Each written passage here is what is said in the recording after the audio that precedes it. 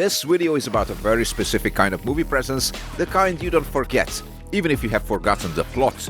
These are actors who made action films feel dangerous just by standing still, whether they were villains, henchmen, enforcers, or the final wall the hero had to get through. They didn't rely on speeches or mythology, just bodies, posture, and intent. This is a look into some of the people who gave VHS-era action its weight. Richard Norton is a fascinating case. An elite martial artist first, actor second, but one who gradually became indispensable to action cinema. Norton often played villains, henchmen, or elite enforcers, and directors trusted him because he looked authentic. He didn't act like a fighter, he was a fighter. Gymkata is one of the most gloriously bizarre action films of the VHS era, combining Olympic gymnastics, martial arts, and Cold War paranoia into a deadly tournament set in the fictional country of Parmistan. As Jonathan Cabot fights his way through the game, the real danger comes from Commander Zamir, played by Norton, the ruthless manager of the competition who secretly plans a coup and manipulates the rules to eliminate the contestants. Zamir isn't just an organizer, he's a schemer, a tyrant in waiting, and the embodiment of the film's political menace. His final confrontation with Cabot turns the movie into a full-blown battle between pure athletic idealism and corrupt power. China O'Brien is a classic Golden Harvest action vehicle for Cynthia Rothrock, mixing small-town corruption, clean fight choreography, and a surprisingly solid crime story. Richard Norton plays Matt Conroy, China's old flame and eventually ally, a grounded, capable fighter who balances Rothrock's intensity with calm professionalism. Norton's role is key because he isn't just a backup muscle, he feels like an equal partner once the town starts pushing back against its corrupt power structure. The chemistry between Rothrock and Norton works so well that the pairing returns in China O'Brien 2, doubling down on their partnership and the no-nonsense, straight-ahead action tone of the first film. Did you know that Roadhouse has a sequel? Not the remake, but a straight-up sequel made for the rental store shelves in 2006? Well, me neither. Roadhouse 2 Last Call shifts the focus on the next generation, following Shane Tanner, the son of Patrick Swayze's legendary Dalton. When a Louisiana bar becomes a front for drug trafficking, Shane steps in as both a protector and cooler, keeping the spirit of the original alive through brute force and barroom justice. The real threat comes from Victor Cross, played by Norton, a Miami crime boss who moves in once the local heavies fail, bringing a colder, more calculated kind of villain into the story. Victor isn't fleshy, he's the kind of antagonist who lets others do the dirty work until it's time to make things personal, raising the stakes for the film's final showdown. In Jackie Chan's City Hunter, Norton steps into Hong Kong cinema where his skills are showcased differently. Faster pacing, more stylized movement, and heightened energy. It's a great example of how adaptable he was across action cultures. Norton's appearance here is brief but symbolic. Fury Road is about physical storytelling, bodies in motion, and real stunt work, exactly the world Norton helped build decades earlier. His presence feels like a nod to action cinema roots. And according to IMDb, he is still active and working on projects. Jack O'Halloran's career is defined by contrast, a towering physical presence paired with surprisingly gentle demeanor. Directors used him as muscle, heavies, and threats, but he often brought humanity to those roles. Farewell, My Lovely is a hard-boiled detective story with Robert Mitchum playing Marlowe, the legendary private detective, and you can find such newcomers here as the very young Sylvester Stallone. O'Halloran plays Moosey Malloy, Marlowe's client for the story, a former professional prizefighter. Let you and me go on up, huh? Okay, but leave off carrying me, will you? I can walk by myself. I'm all grown up now. I go to the bathroom by myself and everything. He is actually really great in this role. His character has heart, is layered, and is genuinely likable. It's a pity he didn't get more roles like this. Early in his career, O'Halloran's physicality made him stand out. In the 1976 adaptation of King Kong, he is part of the main exploration team, but he's largely in the background here. Okay, Jack, you go first. But in Superman as Non, O'Halloran becomes iconic, silent, loyal, and terrifying. Non isn't expressive, but he doesn't need to be. His presence alone communicates danger, and it's one of the most memorable henchman roles in blockbuster history. Hey, Chief, where's the fire?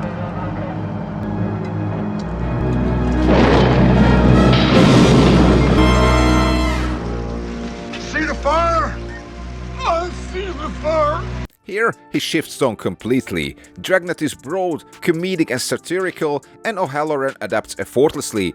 His henchman is cartoonish, over the top, like he jumped off a comic book page, but that's exactly the point, and he fits perfectly. Hero and the Terror was Chuck Norris's version of a serial killer thriller, complete with gritty atmosphere, symbolism and cold stares. As Simon Moon, the serial killer of the story, O'Halloran delivers a chilling performance. Quiet, methodical and unsettling. His fight with Norris is not about technique, it's about weight, power and endurance. He just can't be stopped.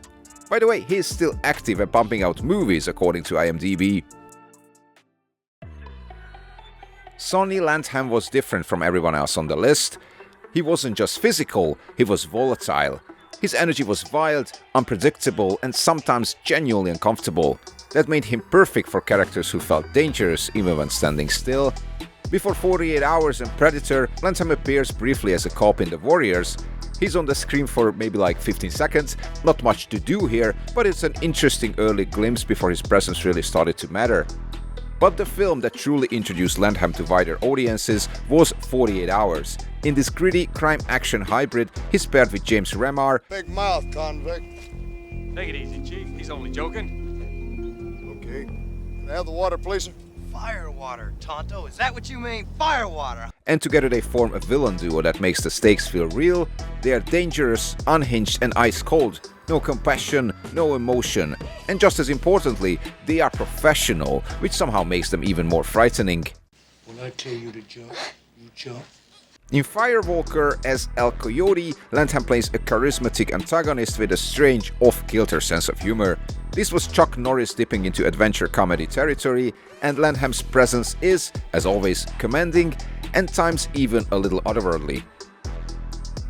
Billy is one of the most iconic action movie characters of the decade. Silent, observant, and spiritually attuned to danger, he's the team's tracker, and one of the first to realize that something is seriously wrong in this jungle. There's something out there waiting for us. And it ain't no man.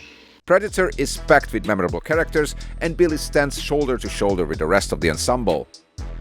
Lock Up from 1989 is a film about power, control and institutional cruelty. Stallone's character is transferred into a different prison under the authority of Donald Sutherland's sadistic warden. You broke the law, and I was punished. I got 5 goddamn years and I paid my debt. To the state, not to me. But you're going to. Landham plays the prison bully, the guy everyone is afraid of. That's my spot, too. Any spot in here that isn't yours? Nope, they're all mine. His posture and deep voice works perfectly, and his character feels completely at home in that brutal environment. He kept playing heavies until the mid-90s in a lot of straight-to VHS films, but nothing came close to being as iconic as 48 Hours or Predator. Now, let's talk about the Qissi brothers, starting with Michel Qissi. He's one of those faces that instantly triggers a physical reaction if you grew up on late 80s martial arts movies.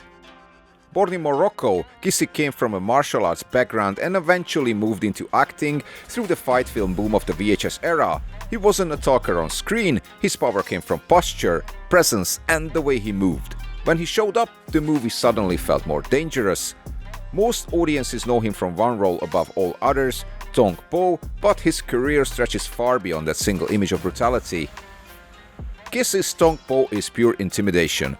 Bold head, massive frame and a complete lack of mercy. He barely even seems human.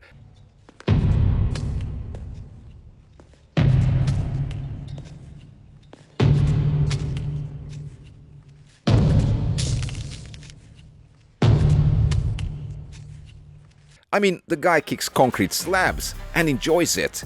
He isn't flashy and he doesn't taunt much, he just hurts people. The film presents him as almost like a force of nature, and the final test Jean-Claude Van Damme's character has to face. Even his movements are iconic, the way he holds his arms, the strange little dance around his opponent, it's instantly recognizable and genuinely cool. Tong Po became one of the most iconic martial arts villains of the era because he feels truly unstoppable. But before Kickboxer, Qissi appeared in Bloodsport in a smaller but memorable role.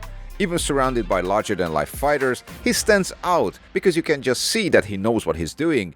Bloodsport helped cement the idea that tournament films needed visually distinct opponents, and Qissi fit perfectly into that ecosystem of dangerous specialists. Kickboxer 2, The Road Back, shifts the franchise to a new lead but brings back its most important element, Tong Po. Now seeking revenge after his defeat, Po returns as an even more brutal force, driving the film's darker turn as David Sloan is pulled back into the ring to face the same unstoppable villain who destroyed his family. Blood Match from 1991 is a gritty Albert Pugh martial arts revenge flick where underground kickboxing and personal payback collide in classic VHS style. A mysterious fighter kidnaps everyone involved in his brother's death and forces them into a brutal one-on-one fight in an abandoned Vegas ring, turning the whole movie into a mean, sweaty interrogation by combat. To the Death is listed as 1991 or 1992 or even 1993 release, depending on which site you check. It's a dark, mean-spirited martial arts sequel where underground kickboxing becomes literal life or death entertainment run by a sadistic fight promoter who forces a retired champion back into the ring. The film also gives its main rival, Lionheart, played by Qissi, a solid arc, starting as a revenge-driven antagonist, then slowly realizing the true stakes and ultimately turning ally when survival matters more than pride. Lionheart from 1990 follows Jean-Claude Van Damme as a deserter from the French Foreign Legion who enters the brutal underground fight circuit to support his murdered brother's family. Along the way, he faces a gallery of dangerous opponents, including the savage early bout with Mustafa and the climatic showdown with Attila, the undefeated human wrecking ball whose cold, calculated brutality turns the final fight into a true test of survival. Michel Qissi plays Mustafa and Abdel Qissi plays Attila, and it's the first time they share the screen. By the early 90s, Qissi moved behind the camera. Terminator Woman is a low-budget action oddity, but it's important because it shows Qissi trying to shape the genre himself. I know you very well, Myra. Your charms don't work on me. The film leans into exploitation aesthetics, tough characters, and stripped-down storytelling, very much a product of its time. Extreme Force comes much later and feels like a final echo of that VHS-era toughness. Qissi's direction favors physical presence over slickness. It's not about polish, it's about grit, bodies colliding, and the kind of action that defined his screen persona in the first place. And it has Michael Ironside. Yes. Moving on to Abdel Qissi, Michel's older brother, followed a similar path but carved out his own identity. Where Michel was sharp and intimidating, Abdel was massive, built like a human barricade. His roles often leaned into sheer physical dominance, the idea that no amount of skill could easily overcome him.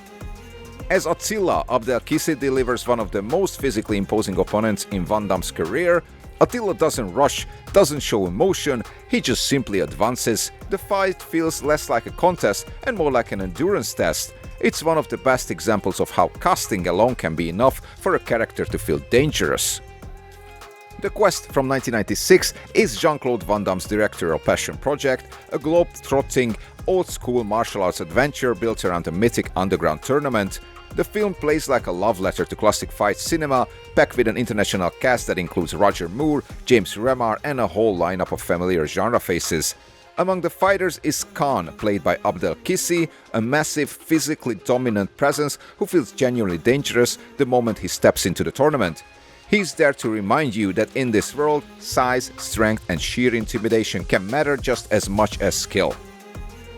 The Order from 2001 is another world-traveling action thriller written and starring Jean-Claude Van Damme with a surprisingly stacked supporting cast that includes Charlton Heston in a mentor-style role. The movie mixes Crusader mythology, modern-day conspiracies, and classic Van Damme action, leaning more into adventure than pure fight cinema. Abdel Qissi appears as Big Arab, a physically imposing enforcer who adds that familiar sense of weight and danger to the film's action scenes, the kind of presence that tells you things are about to turn nasty fast.